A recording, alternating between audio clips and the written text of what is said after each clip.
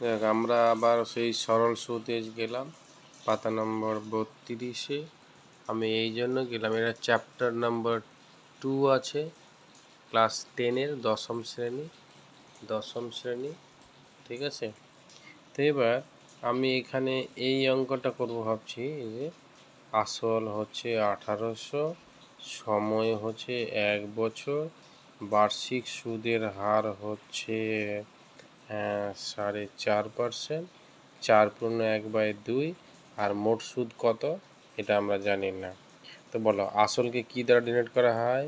P, আমি লিখে দিলাম, যাও। আর সময়কে টি, আর বার্ষিক সুদের হারকে আর, সুদ সুদ কত জানি না, আয়। সেটা আমরা লিখব PR/T/100 ইজিক্যাল টু আই। এটাই হচ্ছে আসল। এবার আমরা পি এর মান লিখব। পি এর মান কত পেয়েছিলাম? 1800। আর এর মান কত পেলাম? আর এর মান হচ্ছে 4/1/2 শতকরা। আর টি এর মান 1 বছর, নিচে 100।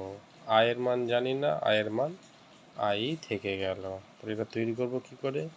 ভালো করে দেখো, এইটা আর এইটা উপর নিচ কেটে গেল। তাহলে আমার কি পড়ে থাকলো? 18 পড়ে থাকলো, গুণ 4 দুগুণা 8। এটা কিন্তু আমি অন্য একটা ভিডিও দেখিয়ে দিয়েছি যে এটা কী করে তৈরি করতে হয়। 4 দুগুণা 8 মানে এইটা গুণ 4 দুগুণা 8, আর উপরে যেটা থাকে সেটা যোগ 4 দুগুণা 8, 1-এ 9। তাহলে উপরে 9, নিচে 2, ঠিক আছে। 1 ছিল, 1 লেখার দরকার নেই, আবার 1 লিখতেও পারো, ঠিক আছে।